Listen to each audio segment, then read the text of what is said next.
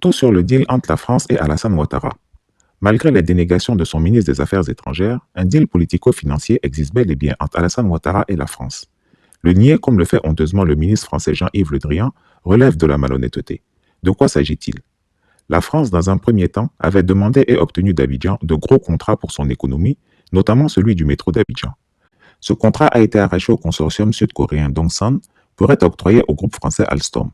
Dans ce premier deal, il était prévu qu'Emmanuel Macron vienne à Abidjan en décembre 2019 pour adouber l'accord, lancer les travaux et surtout pour donner sa bénédiction au candidat choisi par Alassane Ouattara, le Premier ministre Amadou Gon Coulibaly.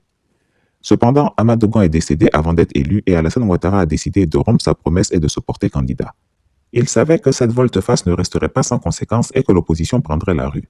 Mais ayant compris que s'il voulait, d'une manière ou d'une autre, que la France se garde de s'immiscer dans les affaires politiques intérieures de la Côte d'Ivoire, qu'elle détourne les yeux face aux violations graves des droits de l'homme qu'il planifiait, il fallait qu'elle y trouve son compte financièrement.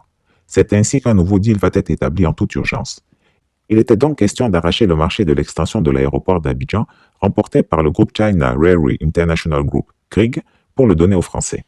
Dans sa quotidienne Twitter du 1er octobre 2020, Chris Yapi nous indiquait que Martin Bouygues, le président du groupe français Bouygues, était allé rencontrer Alassane Ouattara en pré-campagne à Yamoussoukro. Et sur instruction du président candidat en pleine campagne électorale, le contrat qui avait été remporté par le chinois Krieg, battant à plate couture le groupe français, a été finalement résilié.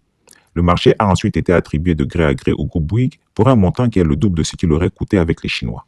En échange de l'éjection des Chinois et du repositionnement des Français, Paris s'engage à ne pas faire de déclaration sur la situation sociopolitique en Côte d'Ivoire, quelle que soit l'ampleur de la répression contre les opposants au troisième mandat, au nom du principe de non-ingérence.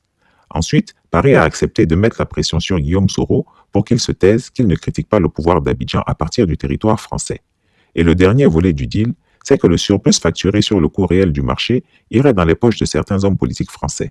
Voici donc les raisons du silence de la diplomatie française face à l'horreur qui accourt en Côte d'Ivoire. Un tel deal arrange bien Alassane Ouattara et contente les gouvernants français. C'est pourquoi Jean-Yves Le Drian, fort loquace quand il s'agit de la situation en Ukraine ou au Liban, devient subitement muet et respectueux de la souveraineté des États quand il s'agit de la Côte d'Ivoire. Sur la Côte d'Ivoire, nous sommes très très vigilants sur la manière dont vont se passer les élections. Je ne crois pas qu'on ait automatiquement oui, en Biélorussie, il y a des dizaines de milliers de personnes qui manifestent dans les rues. Vous n'avez que pas. Je suis désolé, ne faites pas des comparaisons hâtives. Parce qu'il se trouve qu'il y a un processus démocratique en Côte d'Ivoire, même s'il peut y avoir une discussion sur la nouvelle constitution. Mais moi, je ne suis pas chargé d'apprécier la nouvelle constitution de Côte d'Ivoire. Ça serait là vraiment de l'ingérence, en l'occurrence. Donc, je souhaite simplement que, et vous savez très bien, Monsieur Lecoq, pourquoi nous en sommes là, en raison du décès du Premier ministre Coulibaly, qui, du fait de ce seul fait très, très proche des élections présidentielles qui vont avoir lieu très, très bientôt, le 31 octobre prochain, le président Ouattara a estimé devoir se représenter, c'est son libre choix. Notre souci, c'est de faire en sorte que le déroulé de ces élections se déroule dans l'impartialité et dans un climat apaisé. En tout cas, c'est le mandat que nous donnons à nos collaborateurs et à nos représentants sur place.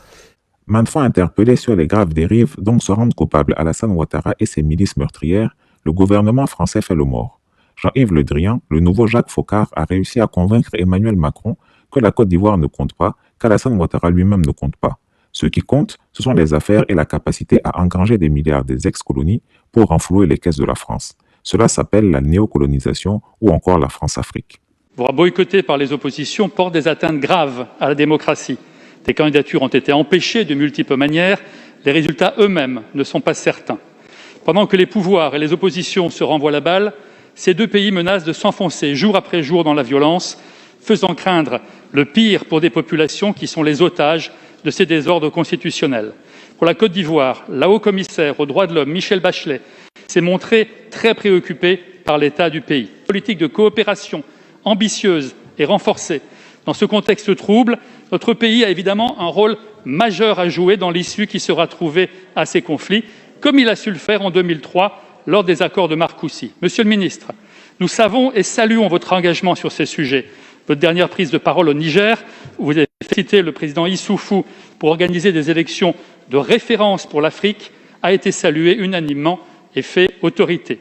Malgré l'engagement au quotidien de notre diplomatie en Guinée ou en Côte d'Ivoire, la parole publique de la France n'y a pas semblé aussi claire et aussi incontestable. Monsieur le ministre, pouvez-vous réaffirmer que la France est et sera toujours du côté des peuples et des libertés publiques? Monsieur le ministre, que va faire la France pour apaiser le climat de tension et favoriser une sortie de crise qui garantisse la liberté, la sécurité et l'expression démocratique? Voilà pourquoi, malgré les plus de 85 morts et les 484 blessés, suite à la réélection d'Alassane Ouattara pour un troisième mandat anticonstitutionnel, la France reste silencieuse. Pire, elle a appelé cette semaine l'opposition et le pouvoir de Ouattara à mettre fin aux provocations et aux actes d'intimidation, balayant du revers de la main la violation de la Constitution par Alassane Ouattara. Mais ce deal ne concerne pas les Ivoiriens. Ils sont décidés à ne pas laisser l'ancien président Ouattara se maintenir coûte que coûte au pouvoir en achetant au passage le soutien complice de la France. Mais sur la situation en Côte d'Ivoire, il y a eu un décès du candidat du parti du président Ouattara. Il a considéré que, vu ce décès à proximité des élections présidentielles, il devait se représenter. Viol de la Constitution ?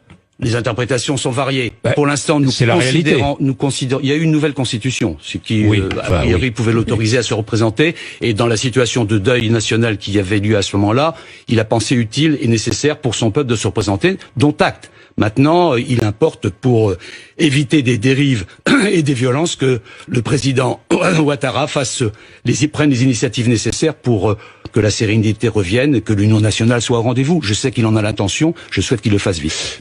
Chris Yapi encourage fortement Guillaume Soro à se mettre à l'abri quelque temps, car comme je l'ai prévenu plusieurs fois, Alassane Ouattara et son épouse ont envoyé quelques barbouzes pour le liquider, avec l'appui de quelques grands groupes français. Cette information est à prendre au sérieux, Chris Yapi ne ment pas. Retrouvez Chris Yapi sur Twitter, Mediapart et YouTube.